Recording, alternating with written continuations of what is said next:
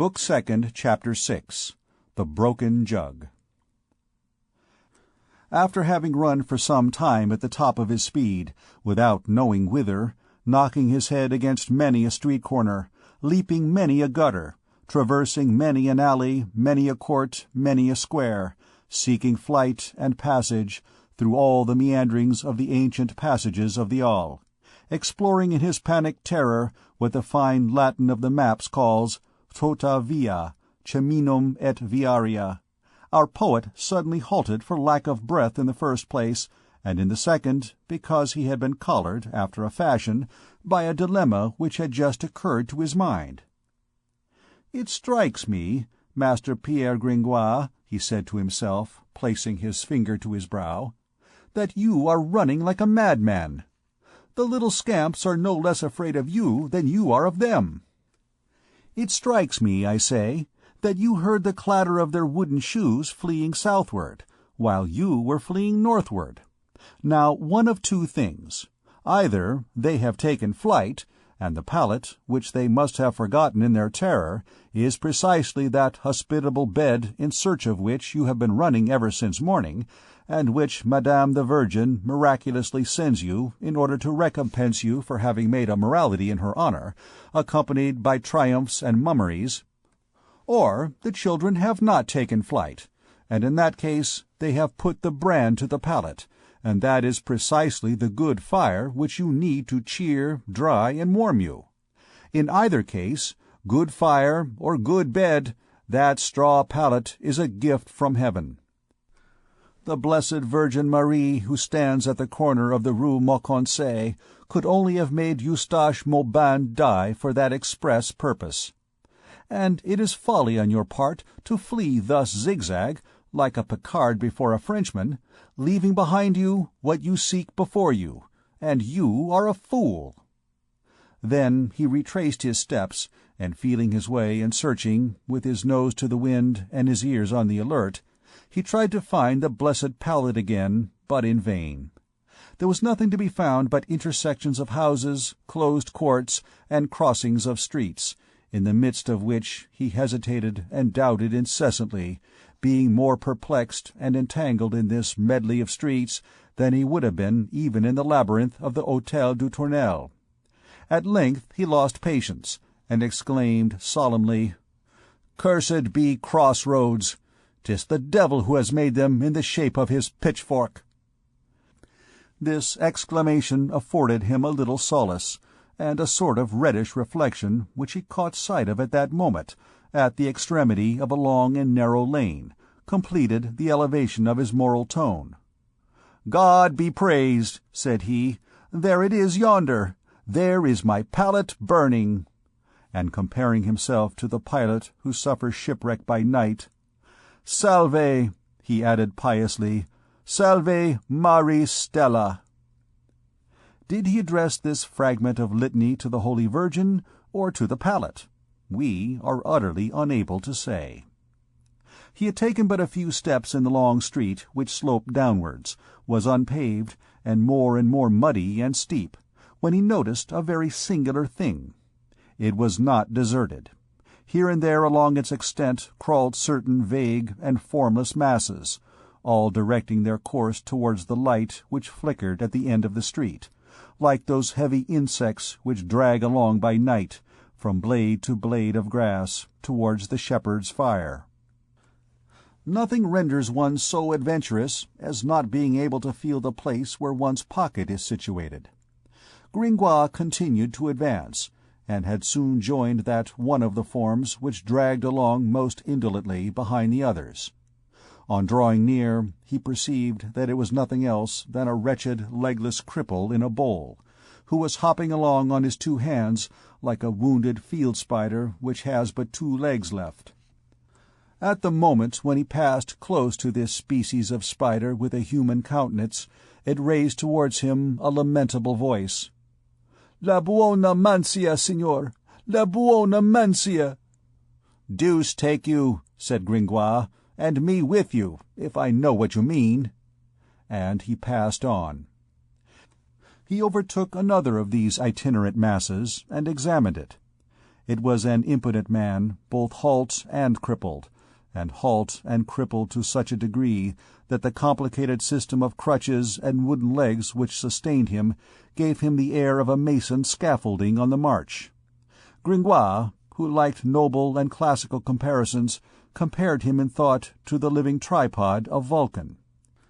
This living tripod saluted him as he passed, but stopping his hat on a level with Gringoire's chin, like a shaving dish, while he shouted in the latter's ears, "Signor Caballero, para comprar un pedazo de pan." "It appears," said Gringoire, "that this one can also talk, but 'tis a rude language, and he is more fortunate than I if he understands it." Then, smiting his brow, in a sudden transition of ideas, "By the way, what the deuce did they mean this morning with their Esmeralda?" He was minded to augment his pace, but for the third time something barred his way. This something, or rather someone, was a blind man, a little blind fellow with a bearded, Jewish face, who, rowing away in the space about him with a stick, and towed by a large dog, droned through his nose with a Hungarian accent, "Facitote caritatem." "Well now," said Gringoire, "here's one at last who speaks a Christian tongue. I must have a very charitable aspect, since they ask alms of me in the present lean condition of my purse.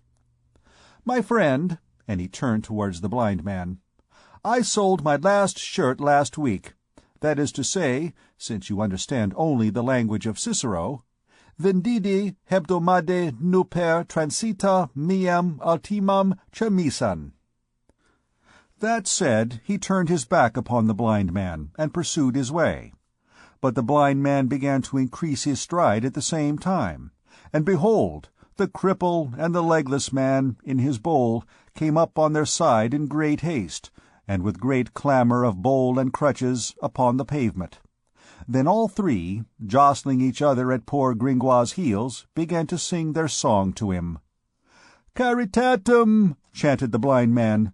"La buona mansia," chanted the cripple in the bowl, and the lame man took up the musical phrase by repeating, "Un pedazo de pan." Gringoire stopped up his ears. "Oh, Tower of Babel!" he exclaimed. He set out to run. The blind man ran. The lame man ran. The cripple in the bowl ran. And then, in proportion as he plunged deeper into the street, cripples in bowls, blind men, and lame men swarmed about him, and men with one arm and with one eye, and the leprous with their sores, some emerging from little streets adjacent, some from the air-holes of cellars, howling, bellowing, yelping, all limping and halting, all flinging themselves towards the light, and humped up in the mire like snails after a shower. Gringoire, still followed by his three persecutors, and not knowing very well what was to become of him, marched along in terror among them, turning out for the lame, stepping over the cripples in bowls, with his feet embedded in that ant-hill of lame men, like the English captain who got caught in the quicksand of a swarm of crabs. The idea occurred to him of making every effort to retrace his steps, but it was too late. This whole legion had closed in behind him, and his three beggars held him fast. So he proceeded, impelled both by this irresistible flood, by fear, and by a vertigo which converted all this into a sort of horrible dream. At last he reached the end of the street. It opened upon an immense place, where 1,000 scattered lights flickered in the confused mists of night. Gringoire flew thither, hoping to escape, by the swiftness of his legs, from the three infirm spectres who had clutched him. "Onde vas, hombre?" "Where are you going, my man?" cried the cripple, flinging away his crutches, and running after him with the best legs that ever traced a geometrical step upon the pavements of Paris. In the meantime the legless man, erect upon his feet, crowned Gringoire with his heavy iron bowl, and the blind man glared in his face with flaming eyes. "Where am I?" said the terrified poet. "In the Court of Miracles," replied a fourth spectre, who had accosted them. "Upon my soul," resumed Gringoire, "I certainly do behold the blind who see, and the lame who walk, but where is the Saviour?" They replied by a burst of sinister laughter. The poor poet cast his eyes about him. It was, in truth, that redoubtable Cour de Miracles, whither an honest man had never penetrated at such an hour. The magic circle, where the officers of the Châtelet and the sergeants of the provostship who ventured thither disappeared in morsels. A city of thieves, a hideous wart on the face of Paris, a sewer from which escaped every morning and whither returned every night to crouch that stream of vices, of mendicancy and vagabondage which always overflows in the streets of capitals. A monstrous hive, to which returned at nightfall with their booty all the drones of the social order. A lying hospital, where the bohemian, the disfrocked monk, the ruined scholar, the ne'er-do-wells of all nations, Spaniards, Italians, Germans, of all religions, Jews, Christians, Mohammedans, idolaters, covered with painted sores, beggars by day, were transformed by night into brigands. An immense dressing-room, in a word, where, at that epoch, the actors of that eternal comedy which theft, prostitution, and murder play upon the pavements of Paris, dressed and undressed. It was a vast place, irregular and badly paved, like all the squares of Paris at that date. Fires, around which swarmed strange groups, blazed here and there. Everyone was going, coming, and shouting. Shrill laughter was to be heard, the wailing of children, the voices of women. The hands and heads of this throng, black against the luminous background, outlined against it 1,000 eccentric gestures. At times, upon the ground, where trembled the light of the fires, mingled with large, indefinite shadows, one could behold a dog passing, which resembled a man who resembled a dog. The limits of races and species seemed effaced in this city as in a pandemonium. Men, women, beasts, age, sex, health, maladies, all seemed to be in common among these people. All went together. They mingled, confounded, superposed. Each one there participated in all.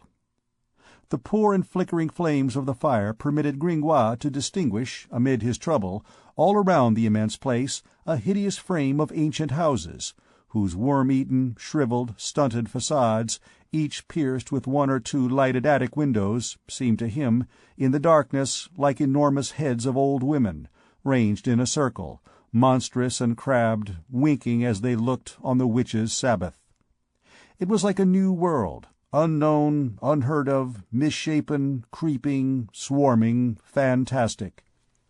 Gringoire, more and more terrified, clutched by the three beggars as by three pairs of tongs, dazed by a throng of other faces which frothed and yelped around him, unhappy Gringoire endeavored to summon his presence of mind in order to recall whether it was a Saturday.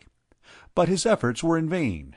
The thread of his memory and of his thought was broken, and, doubting everything, wavering between what he saw and what he felt, he put to himself this unanswerable question: "If I exist, does this exist? If this exists, do I exist?" At that moment a distinct cry arose in the buzzing throng which surrounded him. "Let's take him to the king! Let's take him to the king!" "Holy Virgin!" murmured Gringoire. "The king here must be a ram." "To the king! To the king!" repeated all the voices. They dragged him off. Each vied with the other in laying his claws upon him. But the three beggars did not loose their hold, and tore him from the rest, howling, "He belongs to us!" The poet's already sickly doublet yielded its last sigh in this struggle. While traversing the horrible place, his vertigo vanished. After taking a few steps, the sentiment of reality returned to him. He began to become accustomed to the atmosphere of the place. At the first moment there had arisen from his poet's head, or simply and prosaically from his empty stomach, a mist, a vapour, so to speak, which, spreading between objects and himself, permitted him to catch a glimpse of them only in the incoherent fog of nightmare, in those shadows of dreams which distort every outline, agglomerating objects into unwieldy groups, dilating things into chimeras, and men into phantoms. Little by little, this hallucination was succeeded by a less bewildered and exaggerating view. Reality made its way to the light around him, struck his eyes, struck his feet, and demolished, bit by bit, all that frightful poetry with which he had at first believed himself to be surrounded. He was forced to perceive that he was not walking in the Styx, but in mud, that he was elbowed not by demons, but by thieves, that it was not his soul which was in question, but his life, since he lacked that precious conciliator which places itself so effectually between the bandit and the honest man, a purse. In short, on examining the orgy more closely, and with more coolness, he fell from the witch's Sabbath to the dram-shop. The Cour de Miracles was, in fact, merely a dram-shop, but a brigand's dram-shop, reddened quite as much with blood as with wine. The spectacle which presented itself to his eyes, when his ragged escort finally deposited him at the end of his trip, was not fitted to bear him back to poetry, even to the poetry of hell. It was more than ever the prosaic and brutal reality of the tavern. Were we not in the 15th century, we would say that Gringoire had descended from Michelangelo to Callot. Around a great fire, which burned on a large circular flagstone, the flames of which had heated red-hot the legs of a tripod, which was empty for the moment, some worm-eaten tables were placed here and there, haphazard, no lackey of a geometrical turn having deigned to adjust their parallelism, or to see to it that they did not make too unusual angles. Upon these tables gleamed several dripping pots of wine and beer, and around these pots were grouped many Bacchic visages, purple with the fire and the wine. There was a man with a huge belly and a jovial face, noisily kissing a woman of the town, thick-set and brawny. There was a sort of sham soldier, a Naqua, as the slang expression runs, who was whistling as he undid the bandages from his fictitious wound, and removing the numbness from his sound and vigorous knee, which had been swathed since morning in 1,000 ligatures. On the other hand, there was a wretched fellow, preparing with celandine and beef's blood his leg of God for the next day. 2 tables further on, a palmer, with his pilgrim's costume complete, was practicing the lament of the Holy Queen, not forgetting the drone and the nasal drawl. Further on, a young scamp was taking a lesson in epilepsy from an old pretender, who was instructing him in the art of foaming at the mouth by chewing a morsel of soap. Beside him, a man with the dropsy was getting rid of his swelling, and making 4 or 5 female thieves, who were disputing at the same table over a child who had been stolen that evening, hold their noses. All circumstances which, 2 centuries later, seemed so ridiculous to the court, as Sauval says, that they served as a pastime to the king, and as an introduction to the royal ballet of Night, divided into 4 parts and danced on the theatre of the Petit Bourbon. Never, adds an eye-witness of 1653, have the sudden metamorphoses of the Court of Miracles been more happily presented. Benserade prepared us for it by some very gallant verses. Loud laughter everywhere, and obscene songs. Each one held his own course, carping and swearing without listening to his neighbor. Pots clinked, and quarrels sprang up at the shock of the pots, and the broken pots made rents in the rags. A big dog, seated on his tail, gazed at the fire. Some children were mingled in this orgy.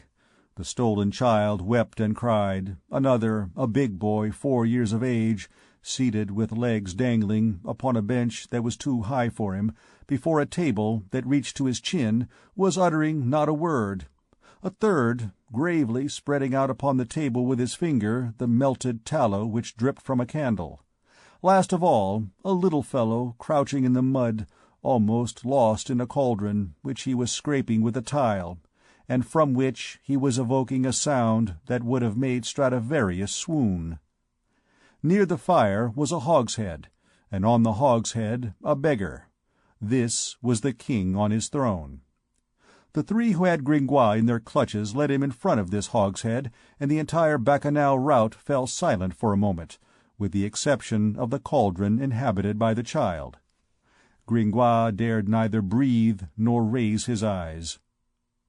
"Hombre, quita tu sombrero," said one of the three knaves, in whose grasp he was, and before he had comprehended the meaning the other had snatched his hat, a wretched headgear, it is true, but still good on a sunny day, or when there was but little rain.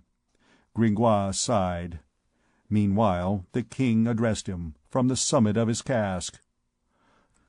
"Who is this rogue?" Gringoire shuddered. That voice, although accentuated by menace, recalled to him another voice, which, that very morning, had dealt the death-blow to his mystery, by drawling nasally in the midst of the audience, "Charity, please!" He raised his head. It was indeed Clopin Truffaut. Clopin Truffaut, arrayed in his royal insignia, wore neither one rag more nor one rag less. The sore upon his arm had already disappeared. He held in his hand one of those whips made of thongs of white leather, which police sergeants then used to repress the crowd, and which were called boyers. On his head he wore a sort of headgear, bound round and closed at the top. But it was difficult to make out whether it was a child's cap or a king's crown. The two things bore so strong a resemblance to each other.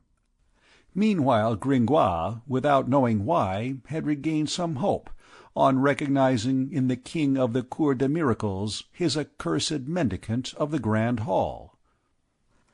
"Master," stammered he, "Monseigneur, Sire, how ought I to address you?" he said at length, having reached the culminating point of his crescendo, and knowing neither how to mount higher nor to descend again. "Monseigneur, His Majesty, or comrade, call me what you please. But make haste. What have you to say in your own defense?" "In your own defense?" thought Gringoire. "That displeases me." He resumed, stuttering, "I am he who, this morning—" "By the devil's claws!" interrupted Clopin. "Your name, knave, and nothing more. Listen, you are in the presence of three powerful sovereigns. Myself, Clopin Truffaut, King of Tournai, successor to the Grand Coessé, supreme suzerain of the realm of Argot. Matthias Hunyadi Spicali, Duke of Egypt and of Bohemia, the old yellow fellow whom you see yonder, with a dish-clout round his head. Guillaume Ressault, Emperor of Galilee, that fat fellow who is not listening to us but caressing a wench. We are your judges. You have entered the kingdom of Argot without being an Argotier. You have violated the privileges of our city. You must be punished unless you're a capon, a franc, miteau, or a rifaudet, that is to say, in the slang of honest folks, a thief, a beggar, or a vagabond. Are you anything of that sort? Justify yourself. Announce your titles." "Alas," said Gringoire, "I have not that honor." "I am the author." "That is sufficient," resumed Truffaut, without permitting him to finish. "You are going to be hanged. 'Tis a very simple matter, gentlemen and honest bourgeois. As you treat our people in your abode, so we treat you in ours. The law which you apply to vagabonds, vagabonds apply to you. 'Tis your fault if it is harsh. One really must behold the grimace of an honest man above the hempen collar now and then. That renders the thing honorable. Come, friend, divide your rags gaily among these damsels. I am going to have you hanged to amuse the vagabonds. and you are to give them your purse to drink your health. If you have any mummery to go through with, there's a very good God the Father in that mortar yonder in stone, which we stole from the Saint-Pierre aux Boeufs. You have 4 minutes in which to fling your soul at his head." The harangue was formidable. "Well said, upon my soul! Clopin Trifot preaches like the Holy Father the Pope," exclaimed the Emperor of Galilee, smashing his pot in order to prop up his table. "Monseigneurs, emperors, and kings," said Gringoire coolly, for I know not how, firmness had returned to him, and he spoke with resolution. "Don't think of such a thing. My name is Pierre Gringoire. I am the poet whose morality was presented this morning in the grand hall of the courts."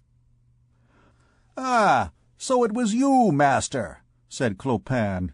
"I was there, c'était Deu. Well, comrade, is that any reason, because you bored us to death this morning, that you should not be hung this evening?" "I shall find difficulty in getting out of it," said Gringoire to himself. Nevertheless, he made one more effort. "I don't see why poets are not classed with vagabonds," said he. "Vagabond. Aesopus certainly was. Homerus was a beggar. Mercurius was a thief." Clopin interrupted him. "I believe that you are trying to blarney us with your jargon. Zounds, let yourself be hung, and don't kick up such a row over it." "Pardon me, Monseigneur the King of Tournay," replied Gringoire, disputing the ground foot by foot. "It is worth trouble. One moment, listen to me. You are not going to condemn me without having heard me." His unlucky voice was, in fact, drowned in the uproar which rose around him. The little boy scraped away at his cauldron with more spirit than ever, and, to crown all, an old woman had just placed on the tripod a frying-pan of grease, which hissed away on the fire with a noise similar to the cry of a troop of children in pursuit of a masker. In the meantime, Clopin Trifot appeared to hold a momentary conference with the Duke of Egypt and the Emperor of Galilee, who was completely drunk. Then he shouted shrilly, "Silence!" and as the cauldron and the frying-pan did not heed him, and continued their duet, he jumped down from his hogshead and gave a kick to the boiler, which rolled 10 paces away, bearing the child with it, a kick to the frying-pan, which upset in the fire with all its grease, and gravely remounted his throne, without troubling himself about the stifled tears of the child or the grumbling of the old woman, whose supper was wasting away in a fine white flame.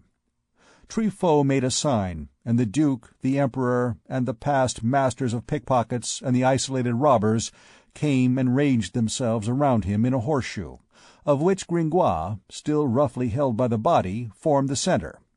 It was a semicircle of rags, tatters, tinsel, pitchforks, axes, legs staggering with intoxication, huge, bare arms, faces sordid, dull, and stupid. In the midst of this round table of beggary, Clopin Trifot, as the Doge of this Senate, as the King of this peerage, as the Pope of this conclave, dominated. First, by virtue of the height of his hogshead, and next by virtue of an indescribable haughty, fierce, and formidable air, which caused his eyes to flash and corrected in his savage profile the bestial type of the race of vagabonds. One would have pronounced him a boar amid a herd of swine. "Listen," said he to Gringoire, fondling his misshapen chin with his horny hand.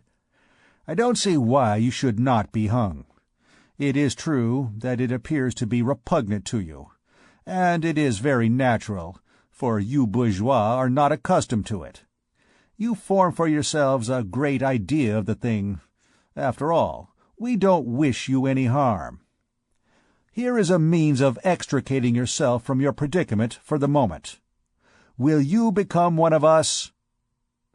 The reader can judge of the effect which this proposition produced upon Gringoire, who beheld life slipping away from him, and who was beginning to lose his hold upon it. He clutched it again with energy. "Certainly I will, and right heartily," said he. "Do you consent?" resumed Clopin. to enroll yourself among the people of the knife?" "Of the knife, precisely," responded Gringoire. "You recognize yourself as a member of the free bourgeoisie?" added the King of Tournay. "Of the free bourgeoisie." "Subject of the kingdom of Argo?" "Of the kingdom of Argo." "A vagabond?" "A vagabond." "In your soul?" "In my soul." "I must call your attention to the fact," continued the king, "that you will be hung all the same." "The devil!" said the poet.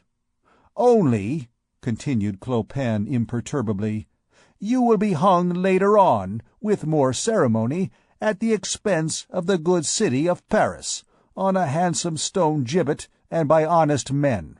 That is a consolation." "Just so," responded Gringoire. "There are other advantages. In your quality of a high-toned sharper, you will not have to pay the taxes on mud, or the poor, or lanterns to which the bourgeois of Paris are subject." "So be it," said the poet. "I agree. I am a vagabond, a thief, a sharper, a man of the knife, anything you please. And I am all that already, Monsieur King of Tournay, for I am a philosopher. Et omnia in philosophia, omnis in philosopho continentur. All things are contained in philosophy, all men in the philosopher, as you know." The King of Tournay scowled. "What do you take me for, my friend? What Hungarian Jew patter are you jabbering at us? I don't know Hebrew. One isn't a Jew because one is a bandit. I don't even steal any longer.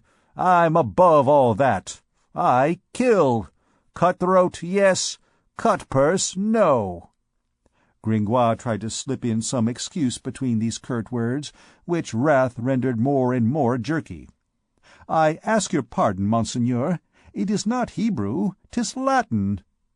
"I tell you," resumed Clopin angrily, "that I am not a Jew, and that I'll have you hung, belly of the synagogue, like that little shopkeeper of Judea, who is by your side, and whom I entertain strong hopes of seeing nailed to a counter one of these days, like the counterfeit coin that he is."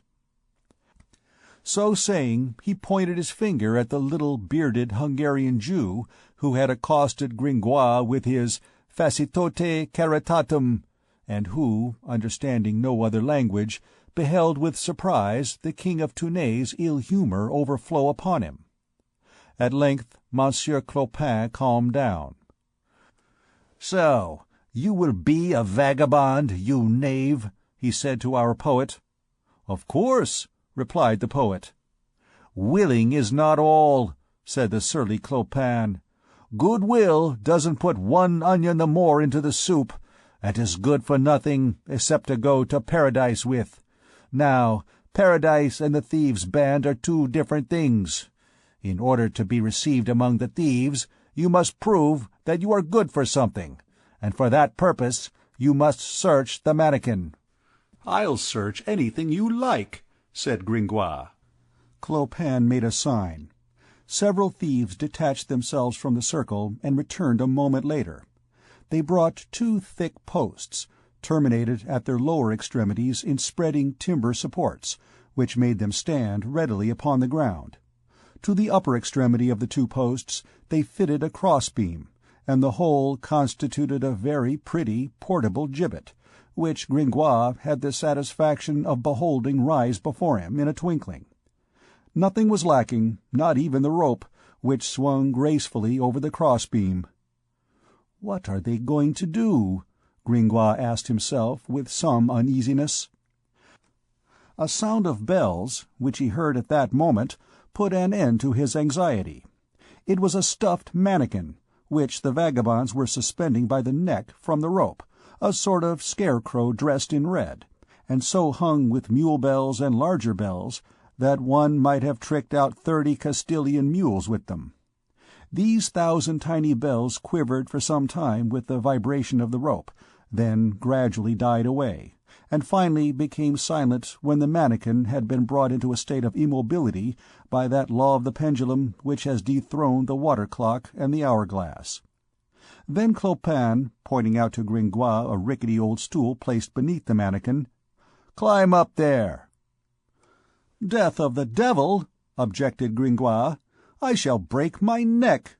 Your stool limps like one of Marshall's distichs. It has one hexameter leg and one pentameter leg." "Climb!" repeated Clopin. Gringoire mounted the stool, and succeeded, not without some oscillations of head and arms, in regaining his center of gravity. "Now," went on the King of Tournay, "twist your right foot round your left leg, and rise on the tip of your left foot." "Monseigneur," said Gringoire, "so you absolutely insist on my breaking some of my limbs?" Clopin tossed his head. "Hark ye, my friend, you talk too much. Here's the gist of the matter in 2 words. You are to rise on tiptoe as I tell you. In that way you will be able to reach the pocket of the mannequin. You will rummage it, you will pull out the purse that is there. And if you do all this without our hearing the sound of a bell, all is well. You shall be a vagabond. All we shall then have to do will be to thrash you soundly for the space of a week." "Ventre Dieu! I will be careful," said Gringoire. "And suppose I do make the bell sound? Then you will be hanged. Do you understand?" "I don't understand at all," replied Gringoire. "Listen once more. You are to search the mannequin, and take away its purse. If a single bell stirs during the operation, you will be hung. Do you understand that?" "Good," said Gringoire. "I understand that. And then?" "If you succeed in removing the purse without our hearing the bells, you are a vagabond, and you will be thrashed for 8 consecutive days. You understand now, no doubt?" "No, monsieur, I no longer understand. Where is the advantage to me? Hanged in one case, cudgelled in the other." "And a vagabond," resumed Clopin. "And a vagabond. Is that nothing? It is for your interest that we should beat you, in order to harden you to blows." "Many thanks," replied the poet. "Come, make haste," said the king, stamping upon his casque, which resounded like a huge drum. "Search the mannequin, and let there be an end to this. I warn you for the last time that if I hear a single bell, you will take the place of the mannequin." The band of thieves applauded Clopin's words, and arranged themselves in a circle round the gibbet, with a laugh so pitiless that Gringoire perceived that he amused them too much not to have everything to fear from them. No hope was left for him, accordingly, unless it were the slight chance of succeeding in the formidable operation which was imposed upon him. He decided to risk it, but it was not without first having addressed a fervent prayer to the mannequin he was about to plunder, and who would have been easier to move to pity than the vagabonds. These myriad bells, with their little copper tongues, seemed to him like the mouths of so many asps, open and ready to sting and to hiss. "Oh," he said in a very low voice, "is it possible that my life depends on the slightest vibration of the least of these bells? Oh," he added with clasped hands, "bells, do not ring, handbells do not clang, mule bells do not quiver." He made one more attempt upon Truffaut. "And if there should come a gust of wind?" "You will be hanged," replied the other, without hesitation. Perceiving that no respite, nor reprieve, nor subterfuge was possible, he bravely decided upon his course of action. He wound his right foot round his left leg, raised himself on his left foot, and stretched out his arm. But at the moment when his hand touched the mannequin, his body, which was now supported upon one leg only, wavered on the stool, which had but 3. He made an involuntary effort to support himself by the mannequin, lost his balance, and fell heavily to the ground, deafened by the fatal vibration of the 1,000 bells of the mannikin, which, yielding to the impulse imparted by his hand, described first a rotary motion, and then swayed majestically between the two posts. "Malediction!" he cried as he fell, and remained as though dead, with his face to the earth. Meanwhile he heard the dreadful peal above his head, the diabolical laughter of the vagabonds, and the voice of Trophy saying, "Pick me up that knave, and hang him without ceremony." He rose. They had already detached the mannikin to make room for him. The thieves made him mount the stool. Clopin came to him, passed the rope about his neck, and, tapping him on the shoulder, "Adieu, my friend. You can't escape now, even if you digested with the Pope's guts." The word "mercy" died away upon Gringoire's lips. He cast his eyes about him, but there was no hope. All were laughing. "Bellevine de la Troie," said the King of Tournay to an enormous vagabond who stepped out from the ranks. "Climb upon the cross-beam." Bellevine de la Troie nimbly mounted the traverse beam, and in another minute Gringoire, on raising his eyes, beheld him, with terror, seated upon the beam above his head. "Now," resumed Clopin Truffaut, "as soon as I clap my hands, you, Andre the Red, will fling the stool to the ground with a blow of your knee. You, Francois Chanteprune, will cling to the feet of the rascal, and you, Bellevine, will fling yourself on his shoulders, and all three at once, do you hear?" Gringoire shuddered. "Are you ready?" said Clopin Truffaut to the three thieves, who held themselves in readiness to fall upon Gringoire. A moment of horrible suspense ensued for the poor victim, during which Clopin tranquilly thrust into the fire with the tip of his foot some bits of vine-shoots which the flame had not caught. "Are you ready?" he repeated, and opened his hands to clap. 1 second more, and all would have been over. But he paused, as though struck by a sudden thought. "One moment," said he. "I forgot. It is our custom not to hang a man without inquiring whether there is any woman who wants him. Comrade, this is your last resource. You must wed either a female vagabond or the noose." This law of the vagabonds, singular as it may strike the reader, remains today written out at length in ancient English legislation. Gringoire breathed again. This was the second time that he had returned to life within an hour, so he did not dare to trust to it too implicitly. "Hola!" cried Clopin, mounted once more upon his cask. "Hola, women, females! Is there among you, from the sorceress to her cat, a wench who wants this rascal?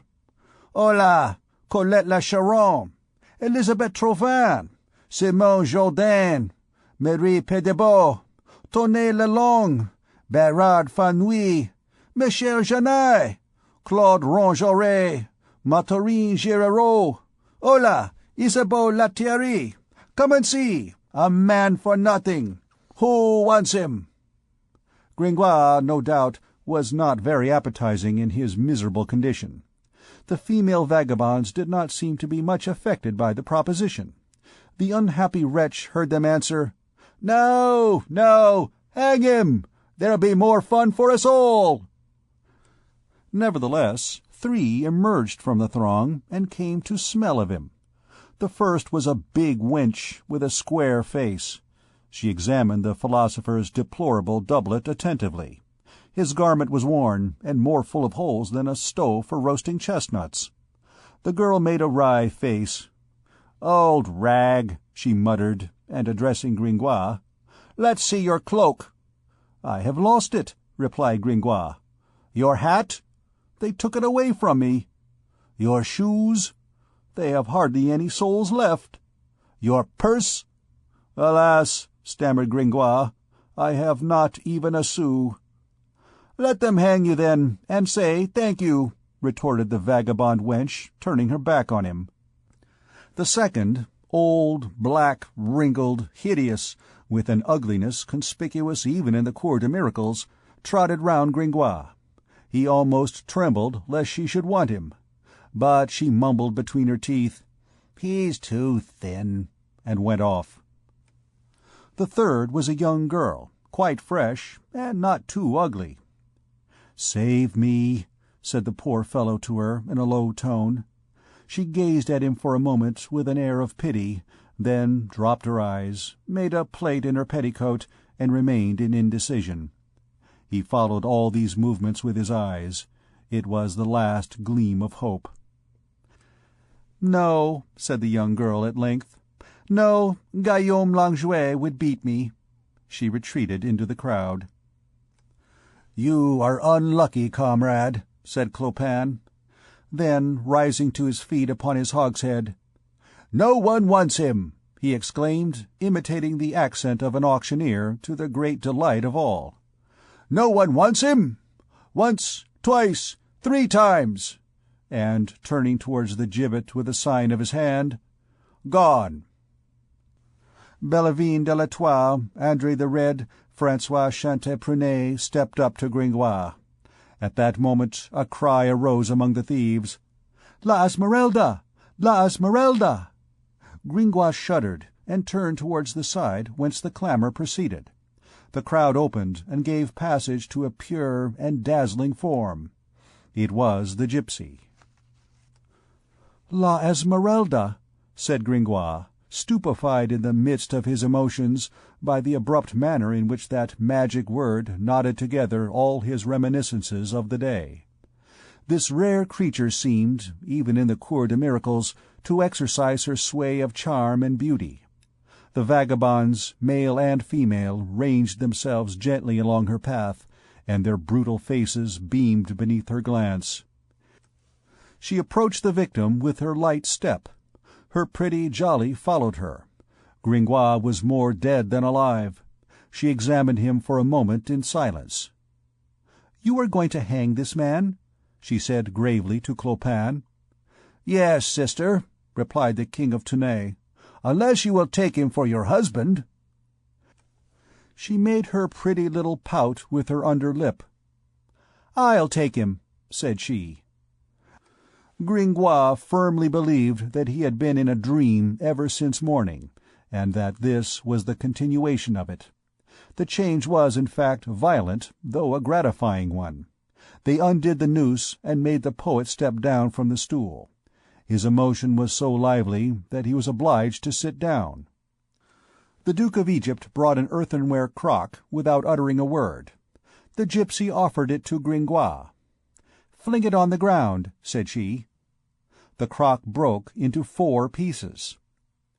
"Brother," then said the Duke of Egypt, laying his hands upon their foreheads, "she is your wife.